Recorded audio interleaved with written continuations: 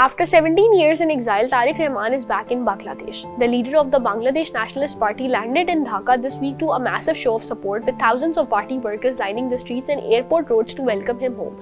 His return comes at a decisive moment. Bangladesh is heading towards national elections in February after months of political upheaval, and Rahman is finally seen as the frontrunner to become the country's next prime minister. So who is Tarique Rahman, and why did he spend nearly 2 decades in exile, and why does his return matter now?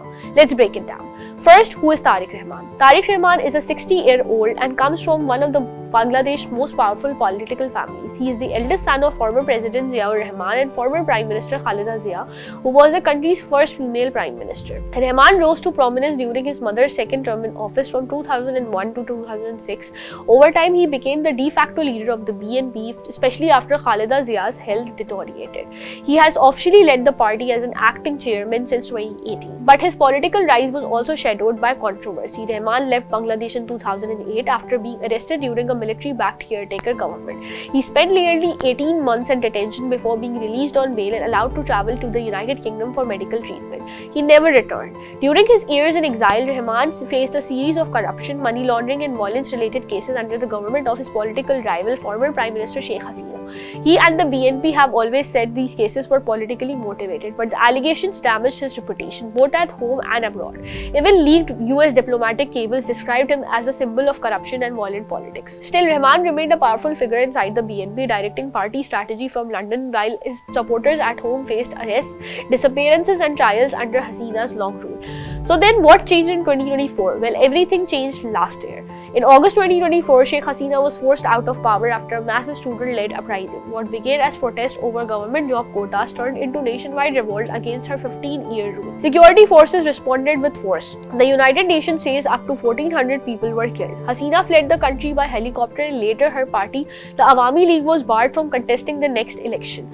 An interim government led by Nobel laureate Muhammad Yunus took over, promising free and fair elections in February 2025. In the aftermath, most of the legal cases against Rahman were stayed or overturned. That cleared the way for his return. So why is Rahman's return such a big deal? Rahman's homecoming has electrified the BNP. For a party that spent nearly 2 decades under pressure, exile and repression, his return is seen as a moment of revival. At his first rally in Dhaka, Rahman drew parallels between the 1971 War of Independence and last year's uprising. He called for unity and promised a safer, more inclusive Bangladesh. His return also comes as his mother Khaleda Zia remains critically ill in hospital, making Rahman the uncontested leader of BNP at a crucial time. Politically, the landscape has shifted in his favor. With the Awami League banned from the election and Islamist allies sidelined, the BNP is trying to position itself as a centrist, broad-based alternative. Right now, the BNP is the strongest party going into the February route. A recent poll by the International Republican Institute shows the BNP leading with about 30% support. In Bangladesh's first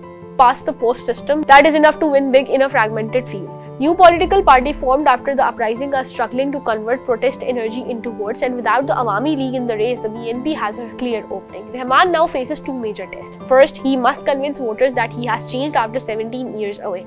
Many Bangladeshis remember the controversies of the past and will be watching closely. Secondly, he has to unite a party that survived without him on the ground for years. Balancing his close allies from exile with the broader BNP leadership at home will not be easy.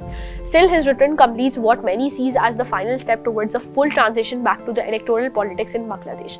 After nearly 2 decades in exile, Tarique Rahman is back at the center of Bangladeshi politics. With elections weeks away and the old ruling party out of the picture, his return could reshape the country's future. Whether this marks a new chapter for Bangladesh or revives old political battles will soon be decided at the ballot box. For more such explainers, subscribe to DawnNews English.